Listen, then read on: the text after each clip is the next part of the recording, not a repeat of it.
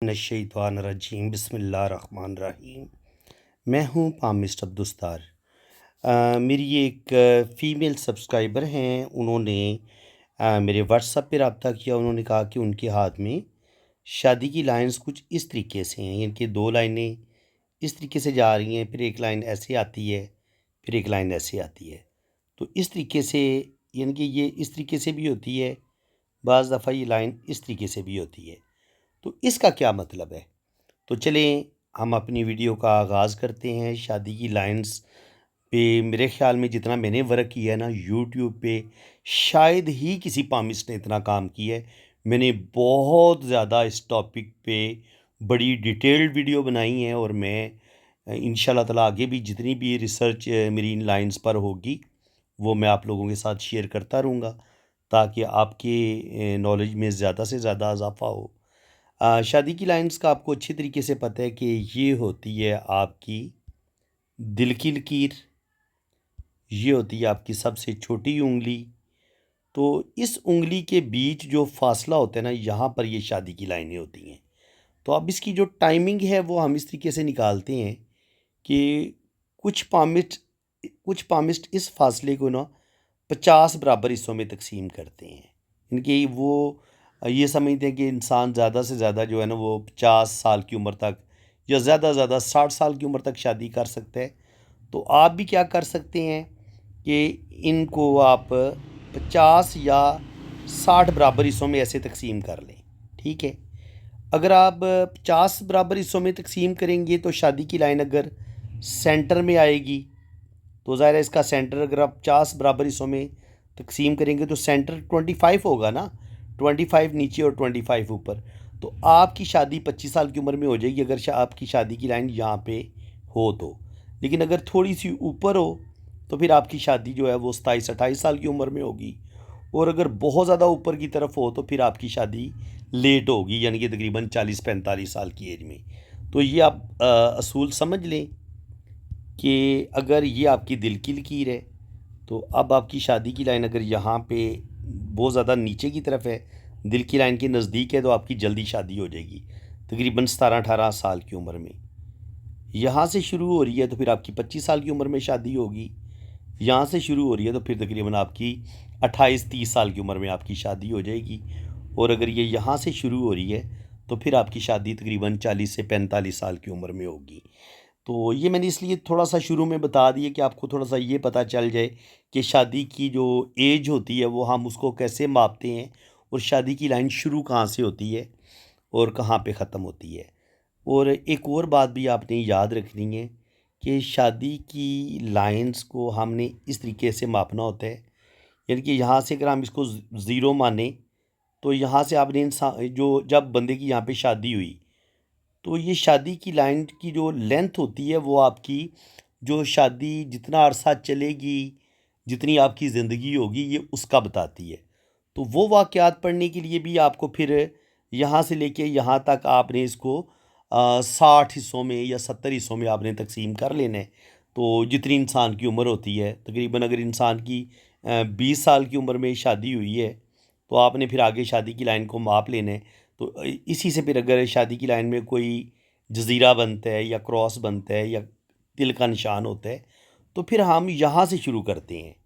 तो फिर हमें अंदाज़ा हो जाता है अगर यहाँ पे जज़ीरा बन रहा है तो शादी के तकरीबन 5 या 10 साल के बाद शादी में प्रॉब्लम आएंगे। ये तकरीबन 20 से 30 साल की उम्र में अगर क्रॉस का साइन हो तो प्रॉब्लम आएंगे। और अगर बिल्कुल एंड पे जाके जज़ीरा हो तो फिर ये होता है कि ओल्ड एज में जाके 50 से 60 साल की उम्र में आपकी शादी में प्रॉब्लम आना शुरू हो जाएंगे।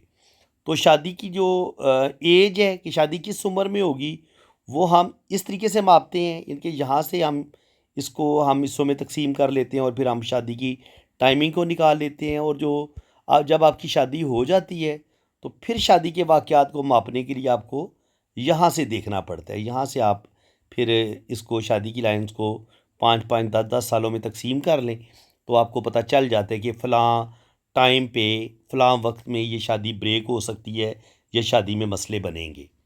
अब वो जो मेरी फ़ीमेल सब्सक्राइबर थी उन्होंने जो सवाल पूछा है वो पहले में हम डिस्कस कर लेते हैं।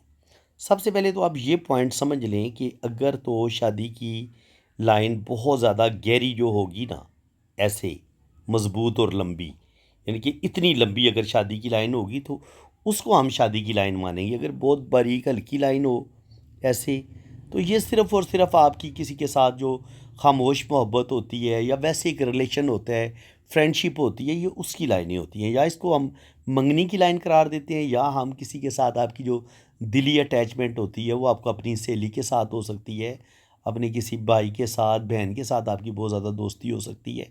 तो ये उस चीज़ की लाइनें होती हैं, यानी कि ये एक पाकीज़ा मोहब्बत जो एक रिस्पेक्ट का जो रिश्ता होता है, ये उसकी लाइनें भी हो सकती हैं, ठीक है। और अगर यहाँ पे आपको दो बड़ी गहरी लाइनें नज़र आती हैं इस तरीके से, याद रखिए एक शादी की लाइन अगर होना उसको सबसे अच्छा माना गया कि दोनों हाथों में एक ही शादी की लाइन है और उनकी जो जगह है वो भी सेम है, यानी कि इतने ही फासले पर यहाँ राइट हैंड पे शादी की लाइन है और दूसरे हाथ में भी इतने ही फासले पर शादी की लाइन बनी हुई है और एक ही लाइन है। तो इसका मतलब ये है कि आपकी शादी एक ही होगी और आपकी शादी में इनके आप खुद भी बड़े मुखलस इंसान हैं और कमिटमेंट आपकी बड़ी ज़बरदस्त है। आप अपने एक ही लाइफ पार्टनर के साथ ज़िंदगी गुजारेंगे, उसी के साथ मोहब्बत करेंगे, उसी को टाइम देंगे। लेकिन जब आपके हाथ में दाएँ हाथ में भी 2 शादी की गहरी लाइनें आ जाएँ, राइट हैंड पे भी और लेफ्ट हैंड पे भी, जब ये 2 गहरी लाइनें आ जाती हैं तो इसका मतलब ये होता है लड़की के हाथ में स्पेशली कि उसका पहला रिलेशन ब्रेक होगा। ज़ाहिर है लड़की एक साथ 2 शादियाँ तो नहीं कर सकती, मर्द को तो 4 शादियों की इजाज़त है, लेकिन लड़की को तो 2 शादियों की भी इजाज़त नहीं है। तो इसलिए जब लड़की के हाथ में हमें 2 गहरी लाइनें नज़र आती हैं, राइट हैंड पे भी और लेफ्ट हैंड पे भी, तो इसका मतलब ये है कि उसका पहली जो शादी होती है वो डैमेज हो जाएगी। अब वो जो उन्होंने ये साइन मुझसे पूछा कि ये अगर इस तरीके से एक लाइन हो, इस तरीके से एक लाइन हो, एक तरीके इस तरीके से लाइन हो और फिर ये लाइनें आपस में जाके आगे जाके जुड़ जाएँ। तो इसका क्या मतलब होगा? इसका मतलब ये होगा जो मैंने अभी तक 2, 4, 6 दफ़ा मैंने ये लाइनें देखी हैं, तो इसका मतलब ये होता है कि ऐसी लड़की की शादी जो पहली होती है, वो आम तौर पर नाकाम होती है या उसमें वो मियाँ-बीवी के साथ जो होती है ना एक आपस में शदीद मोहब्बत, वो मोहब्बत कोई नहीं होती। लड़ाई झगड़े चलते रहते हैं, प्रॉब्लम चलते रहते हैं और एक वक्त ऐसा भी आता है कि बात डाइवोर्स तक चली जाती है। ये कोई बहुत अच्छा साइन नहीं है कि इनके 2 लाइनों का इस तरीके से चलना और फिर इनका यहाँ पे जाके मिल जाना। इसमें होता यही है कि आपके लड़ाई झगड़े बहुत बढ़ते हैं, यानी कि ये वाला साइन है, ठीक है? इस तरीके से आपके झगड़े बढ़ जाते हैं, लेकिन फिर होता है कि आप दोनों को मिलाने के लिए आपके जो फैमिली के बड़े होते हैं वो इकट्ठे होते हैं और फिर उन दोनों तरफ से लड़की वालों की तरफ से और लड़के वालों की तरफ से जो उनके बड़े होते हैं उनकी अक्लमंदी और समझदारी की वजह से वो उन दोनों मियाँ बीवी की सुलह करवा देते हैं और सुलह का कोई रास्ता निकाल लेते हैं जिसकी वजह से इनकी शादी चल पड़ती है। लेकिन ये साइन अच्छा नहीं है। ये साइन इसलिए अच्छा नहीं है कि ये आपके रिलेशन में जो दरारें आती हैं, इनके यहाँ से एक आपका रिलेशन बना, फिर ये लाइन इस तरफ गई, फिर आपका एक रिलेशन ऊपर चला गया, फिर ये उसने इसको काटा या इसके साथ ये ना भी काटा, यानी कि ये इस तरीके से भी अगर लाइनें आपस में जुड़ती हैं, तब भी ये 2 लाइनें और फिर आगे जाके इन 2 लाइनों का आपस में जुड़ना ये बताता है कि लड़ाई झगड़ा ज़रूर होगा, लेकिन सुलह के इम्कान बहुत ज़्यादा हैं कि सुलह हो जाएगी, सुलह हो जाएगी। यानी कि ये 100% डाइवोर्स का साइन नहीं है, लेकिन लड़ाई झगड़े ज़रूर होंगे, शादी में मसले मसाइल प्रॉब्लम आ सकते हैं। अगर किसी लड़की या लड़के के हाथ में ये वाला साइन मौजूद है, तो इसका मतलब ये हरगिज़ नहीं है कि आपकी डाइवोर्स होगी, लेकिन आप लोगों को मोहतात रहना होगा और कोशिश करनी होगी कि अगर मियाँ बीवी की ज़िंदगी में कोई तीसरा बंदा आ रहा है, किसी तीसरे बंदे की वजह से प्रॉब्लम आ रहे हैं, तो कोशिश करें कि अपनी गलतफ़हमियों को दूर करें, एक दूसरे पे ट्रस्ट करें, एक दूसरे पे भरोसा करें और अपनी शादी को बचाने की कोशिश करें। ठीक है जी, ये आपको जवाब मिल गया है। तो अब मज़ीद हम थोड़ा-सा इन शादी की लाइन्स को डिस्कस कर लेते हैं। देखें, जब आपकी शादी की लाइन यूँ चलती है, यूँ चली, फिर ये थोड़ी-सी आगे बढ़ी और फिर यूँ चली। तो इसका मतलब ये होता है कि आपकी शादी चलती है, लेकिन अचानक ऐसे कुछ इस तरह के हालात बनते हैं कि आपका ये रिलेशन ब्रेक हो जाता है। लेकिन ये लाइन ऊपर चल के फिर एक रिलेशन के साथ जुड़ती है। तो इसका मतलब ये होता है कि इस लाइन ने आपको पहले वाले बंदे के साथ दोबारा जोड़ दिया है। तो इसका मतलब ये होता है कि जिसके साथ आपकी मंगनी टूटी थी, 4-5 साल आपकी मंगनी रही, किसी वजह से वो मंगनी टूट गई और फिर दोबारा आपकी उसी बंदे के साथ शादी होगी। ये साइन इस तरीके से हम इसको पढ़ते हैं। ये भी होता है कि बाज़ दफ़ा आपकी डाइवोर्स हो जाती है मियाँ बीवी की, और फिर वो बच्चों की खातिर एक दूसरे के साथ दोबारा इनके रुजू कर लेते हैं। पहले तलाक हो गई, फिर लड़की ने भी शादी कर ली, लड़के ने भी शादी कर ली, आगे उन दोनों की फिर तलाक होगी। तो फिर जब वो दोबारा सिंगल हो गए, तो फिर उनको अपने बच्चों का ख्याल आया मर्द को, तो वो दोबारा अपनी पहली बीवी के साथ रुजू करता है और उसकी अपनी पहली बीवी के साथ दोबारा शादी हो जाती है। तो उसका सबसे बड़ा साइन जो ये मैंने आपको बताया वो यही है कि इस तरीके से लाइनों का जानना, और फिर इन दो लाइनों का आपस में, इन दो लाइनों को, ये दो लाइनें अलग होने का बताती हैं कि आपका रिलेशन ब्रेक हुआ है, लेकिन ये लाइन बताती है कि आपका जिसके साथ रिलेशन ब्रेक हुआ था उसके साथ आपका ये रिलेशन दोबारा जुड़ भी जाएगा।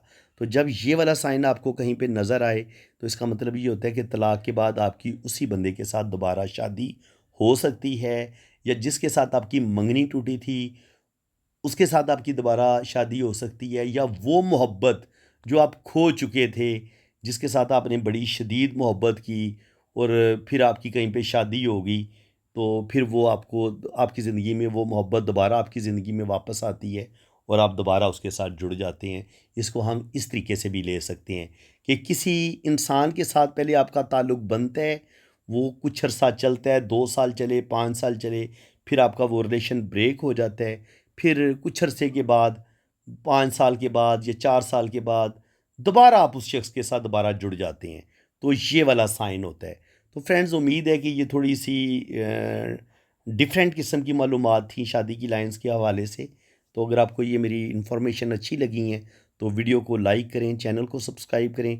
बाकी मैं इंशाल्लाह ताला शादी की लाइन्स पे दोबारा मैं वीडियो अपलोड ज़रूर करूँगा, जिसमें आपको जो मज़ीद मैंने नई मेरी रिसर्च के मुताबिक जो मैंने नई शादी की लाइन देखी हैं, वो भी मैं आपके साथ डिस्कस करूँगा। वीडियो को मैंने इसलिए अभी क्लोज़ करने लगा हूँ कि ताकि वीडियो ज़्यादा लंबी ना हो और आप ज़्यादा बोर भी ना हो।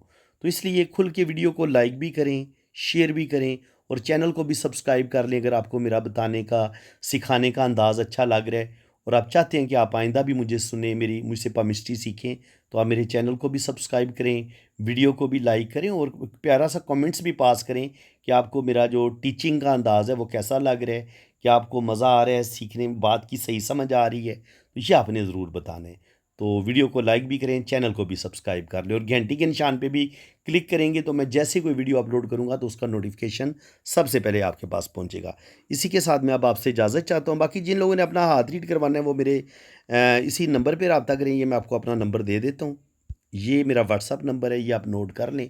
तो आप अपने दाएँ हाथ की तस्वीरें भेजें, बाएँ हाथ की तस्वीरें भेजें, अपना नाम, डेट ऑफ़ बर्थ और टाइम ऑफ़ बर्थ भी सेंड करें। तो फिर आपकी जन्म कुंडली भी बनेगी और आपका जायचा भी बनेगा और हर चीज़ आपको बड़ी डिटेल के साथ बताई जाएगी। बाकी रीडिंग पेड है। जब आप रीडिंग के लिए रब्ता करेंगे तो आपको चार्जेस बता दिए जाएँगे। इसी के साथ मैं अब आपसे इजाज़त चाहता हूँ। अल्लाह ताला आपको खुश व खुर्रम रखे, अपनी हिफाज़त में रखे। आमीन सुम्मा आमीन। अल्लाह हाफ़िज़।